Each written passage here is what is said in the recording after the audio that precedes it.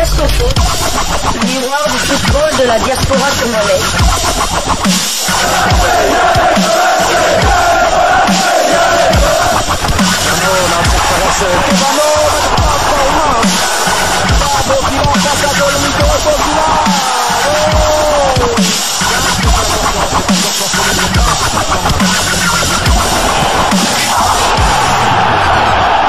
Diasco Foot, le miroir du football de la diaspora congolaise.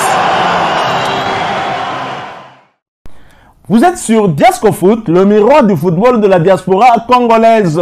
Diasco Foot vous dit bonjour, tout le plaisir est pour nous de vous retrouver, mais surtout de savoir que vous êtes nombreux en train de suivre votre chaîne YouTube dédiée uniquement aux footballeurs de la diaspora congolaise. La première séance d'entraînement de nos fauves a eu lieu hier dimanche dans la ville côtière d'El Jadida avec notamment la participation d'Elia Meshak. L'attaquant congolais de Young Boys de Berne n'a aucun problème administratif l'empêchant de participer à ce second acte transitoire pour Qatar. Glodingo Ndamuzinga, bien que présent dans cette séance collective, est suspendu pour cause de 2 cartons jaunes consécutifs à des fautes lors de cette rencontre qui nous avait opposé ici le 25 mars dernier et un match qui s'était soldé sur le score de parité, un but partout. Quant à l'international congolais de Fulham, Niskens Kebano, qui avait quelques petites douleurs à la cuisse depuis son club, le milieu offensif de Fulham FC s'est bien entraîné avec le groupe. Le dernier entraînement et connaissance du terrain se fera ce lundi au stade Mohamed V à Casablanca, qui se trouve à plus ou moins 96 km du lieu actuel où sont logés la délégation congolaise et le léopard de la République démocratique du Congo, bien évidemment, qui se prépare avec détermination avant d'aborder ce second acte, second et dernier acte. Nous sommes maintenant à 90 minutes d'une qualification, à 90 minutes de réaliser le rêve de tout un peuple qui court après cette qualification historique depuis 48 ans maintenant. Le premier acte est passé, léger avantage aux Marocains puisqu'ils ont inscrit un but à l'extérieur qui compte double. Et donc, pour que la République démocratique du Congo se qualifie, il lui faudra marquer des buts. Et bien sûr, pour marquer des buts, il faudra attaquer, c'est vrai, en restant tout aussi prudent derrière, parce que sinon, on n'est pas à l'abri des contres. Mais je pense que la situation idéale serait d'inscrire le but le premier contre les Marocains, ce qui pourra rééquilibrer les choses, et les Marocains vont courir également derrière l'égalisation puis chercher le but de la victoire pour se qualifier, ce qui pourrait nous donner des possibilités en contre. On a des atouts, des arguments offensifs qui pourraient répondre à ce type de cas de figure. Et donc, la République démocratique du Congo peut y arriver et les joueurs y croient. Le staff technique dirigé par le technicien argentin très expérimenté y croit également. Et bien sûr, on va dire les autorités y croient aussi. J'invite la population à croire en cette qualification. C'est possible. On va pas faire comme si le chemin à parcourir pour nous est plus épineux que le chemin à parcourir pour nos amis camerounais, par exemple, qui ont été battus à domicile et qui sont obligés d'aller gagner également en Algérie pour espérer se qualifier. Ce n'est pas le cas pour nous. Nous, il suffira d'un match nul avec but pour que nous puissions nous mettre dans de bonnes dispositions pour se qualifier. Si c'est avec un seul but, un but partout, ça signifie en tout cas que on va jouer les tirs au but. Et si c'est avec plus d'un but, 2 buts partout par exemple, 3 buts partout, ça signifie très clairement que la RDC s'envolera pour Qatar 2022. Alors revenons en image avec cette séance d'entraînement. Ensuite, nous allons nous retrouver pour poursuivre ce sujet. Diasco Foot, le miroir du football de la diaspora congolaise.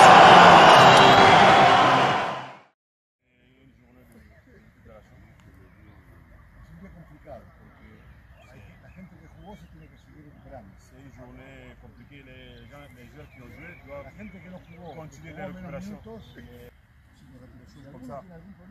S'il y a un joueur qui sent des douleurs, il déclare tout de suite. Voilà, moi j'ai les douleurs par-ci par-là pour que nous puissions prendre des décisions. Ok les gars?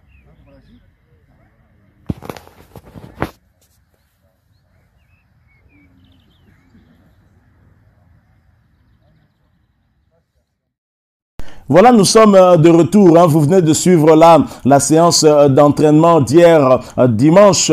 Alors, les Léopards de la République démocratique du Congo doivent non seulement préparer ce match techniquement, tactiquement aussi, mais aussi et surtout préparer ce match sur le plan mental, bien évidemment, parce qu'on sait que ça sera très difficile de ce côté-là. Et les Congolais doivent se préparer aussi à un arbitrage difficile, même si pour le compte de ce match, celui qui sera au sifflet est un arbitre bien connu par les Congolais. Un nouveau match, des nouveaux hommes en noir sans grande expérience comme le Sud-Africain Victor Gomez qui a officié le match aller à Kinshasa. Le Burundais Pacifique Ndabia Wenimana a toutes les facultés requises pour diriger la manche retour entre le Maroc et la RDC qui va se jouer ce mardi à Casablanca. Le meilleur sifflet burundais est l'un des meilleurs en Afrique. Hein. Il sera assisté par son compatriote Tiama Seydou, le Mauritanien Beida Dahama et le Camerounais Elvis Nupuen. Et bien sûr, cet arbitre burundais est bien connu par les Congolais. Pacifique Ndabia Wenimana a déjà, son sifflet en tout cas déjà retenti devant les joueurs congolais, pas plus tard que cette saison en 16e de finale de la Ligue des champions de la CAF entre le tout-puissant Mazembe Anglebert et le club sud-africain d'Amazulu. Il était aussi très en vue à la CAN 2021, fort de son arbitrage juste en finale de la Ligue des champions 2020 entre Al Ahly et Kaizer Chiefs.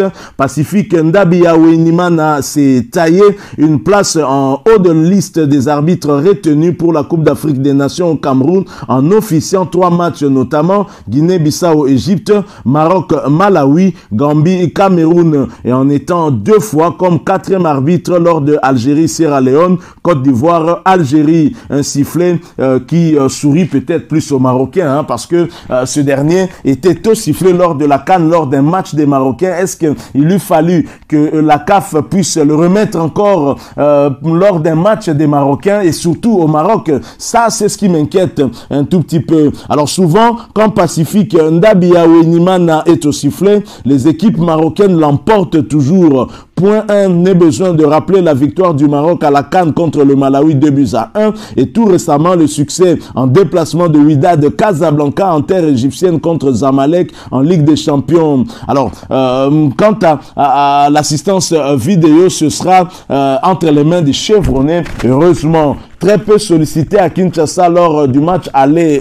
Le VAR pourrait peut-être l'être à Casablanca le mardi prochain sous le contrôle de 2 assistants et pas les moindres. Bartosz Frankowski et Tomasz Kiakowski, tous de nationalité polonaise, vont surveiller de près ces outils d'assistance à l'arbitrage.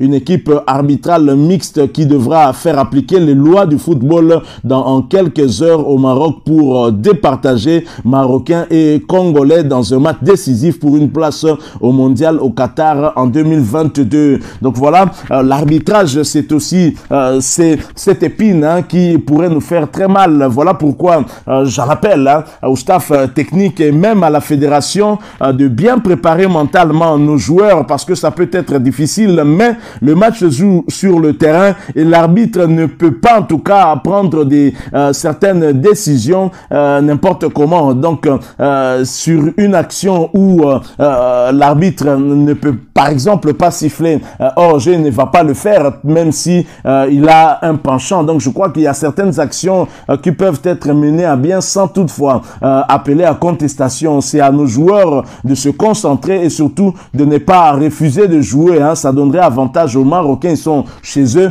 Moi, je suis quand même un tout petit peu perplexe et un tout petit peu déçu du fait que le même arbitre qui a arbitré le match Maroc-Malawi à la CAN arbitre également le match Maroc-RDC, cette fois-ci au Maroc. Je crois qu'il y a quand même une sorte d'affinité qui s'est peut-être créée entre cet arbitre et les Marocains. Je n'accuse pas, en tout cas, je suis en train d'analyser parce que trop souvent, la République démocratique du Congo a été victime des arbitres. J'espère que ceux qui sont du côté du VAR seront en tout cas tout à fait impartials, parce qu'en cas de quoique, les Congolais devront tout simplement se plaindre et exiger que l'on recourt à l'assistance vidéo. Voilà qui met fin à ce sujet. Si vous l'avez aimé, laissez-nous un maximum de j'aime. Hein. Merci de partager avec nous aussi votre point de vue en nous le laissant à travers un commentaire. Vous êtes nouveau ou ancien, que vous ne vous êtes pas encore abonné, eh ben n'hésitez pas. Abonnez-vous sur cette chaîne Diasco Foot parce que c'est le miroir du football de la diaspora congolaise. Et n'oubliez pas d'activer la petite cloche de notification en cliquant tout simplement sur celle qui apparaîtra lorsque vous serez abonné. Encore une fois, merci à vous. Avec espoir de vous retrouver bientôt dans un autre sujet d'actualité. En attendant, portez-vous bien et Diasco Foot vous dit au revoir.